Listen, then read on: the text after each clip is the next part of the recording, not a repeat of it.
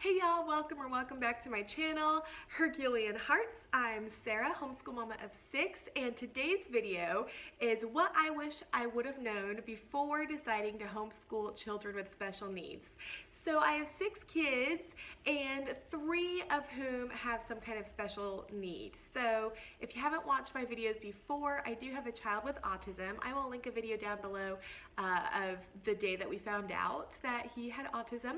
And I also have children with some processing issues and then another child that has a communication disorder. So half of my children have some kind of special need that we get to work with daily in our homeschooling. So I figured I'd put this video together because I do have a lot of questions from people who have children with special needs and they just aren't sure if they can homeschool, if they should homeschool, if that's even allowed or how that would go. So I hope that this video is helpful to those of you who have children with special needs who may be right at the beginning of deciding if they should homeschool. Maybe you're in the middle of homeschooling, or you've been homeschooling your special needs kid for years and you could totally relate with where I'm coming from. And if you have any kind of uplifting thought or motivation for those newbies that may be considering it, please comment down below with those words of wisdom. We love supporting each other and knowing that there is a tribe of homeschool mamas with kids that have special needs so that we can all support and help each other. So please, again, list those down below if you have tips or thoughts of what you wish you would have known before you started homeschooling with special needs. So we are going to get started today with thought number 5. So number 5 for me is that I wish that I would have known not to listen to other people's opinions or thoughts on my capability of homeschooling my child with special needs. When my husband and I decided that we would be homeschooling the following year, our kids still had just a couple weeks left of school. I think there was less than a month. So we knew that we were going to be pulling them out, but we just wanted to let them finish their current school year. And somebody at my son's school, this is preschool, my son that had autism, his preschool, a man that might be considered in a position of authority at the school, he approached me and said, "What makes you think you can homeschool your child with special needs?" And so immediately my defense wall went up, right? I'm like, well, I have a bachelor's degree.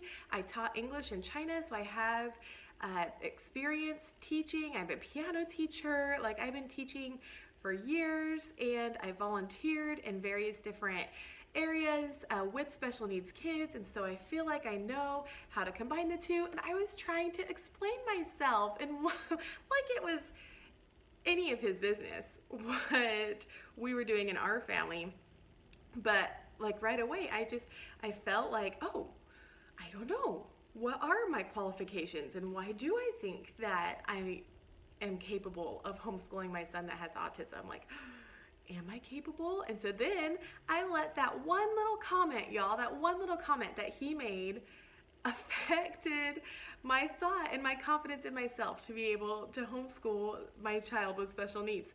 And I wish that I would have known at that point.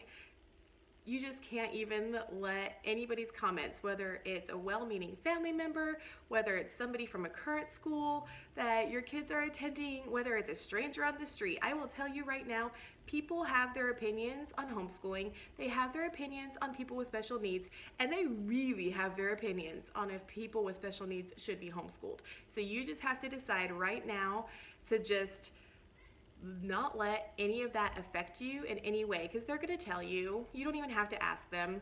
They're going to tell you their opinion, and you could just say, oh, and walk away. Snarky Sarah, but right, I need to repent of that. The Lord has called us to a higher path, so we just have to not let that affect what we know to be right. If you know that homeschooling your child is the best thing for your child, whether special needs or not, then do it. Don't let somebody else's opinion on if you can do it determine if you will do it. Number 4, I wish that I would have known to trust the process. There have been many times through my years of homeschooling my children with special needs that I've wondered if through homeschooling, they're getting all that they need, and if I'm doing it right, and if they would have been learning more if I kept them in public school. So I wish that I had trusted the homeschooling process more and trusted in myself as well. Number 3, I wish that I knew that it is okay for homeschooling to look different than public school. In fact, it should look different, right? We're not doing homeschooling so that we can do public school at home. We're doing homeschooling for various different reasons, but we are partly doing it so that we can cater an education towards our kids. I love that we have that flexibility to be able to change that. We don't have a test, at least here in Texas. I know some states you have to take tests, but in Texas we don't have to take a state test as homeschoolers. So I love that we don't have to teach to the state test and that we get to be flexible with what we're teaching and how we're teaching it, and that we can specifically do it for each one of our children and the needs that they have. So that is why I put for number 3 that it's okay for homeschooling to look different than public school, whatever curriculum you choose to use, or if you don't use a curriculum, maybe you unschool, and that's cool too. So I just love that we have that flexibility and that it's okay for each family to look different, whether you have special ed kids or not. The number 2 thing that I wish I would have known was I wish I would have known how to tell if my children were progressing. Because don't we all, we kind of get into this comparative mode where we're comparing what our kids are doing compared to maybe a general ed kid, or not even to a general ed kid, another special ed kid. If I have a son with autism and then I see somebody else that has autism and my kid is barely reading sight words and their kid is gobbling up book after book after book, I used to have a really hard time with that, like really, really hard, and I was stressed about how behind my son was and what can I be doing. And then somebody I was talking to who I would consider a mentor, I was chatting with her and she was like, Sarah, who is he behind? I mean, you're comparing him to somebody. If you think he's behind somebody, then you're comparing him. It's not helpful to anybody because we're all on a different path, right? And so what my path is, it's going to be very different from what your path is, and very different from my children's paths. And so we can't compare. So if I'm not comparing, how do I know that we're progressing, right? Well, the only person we can compare to is ourselves. So I really try to look at each kid, and sometimes I think, okay, as long as we're better today than we were yesterday, we're doing something, right?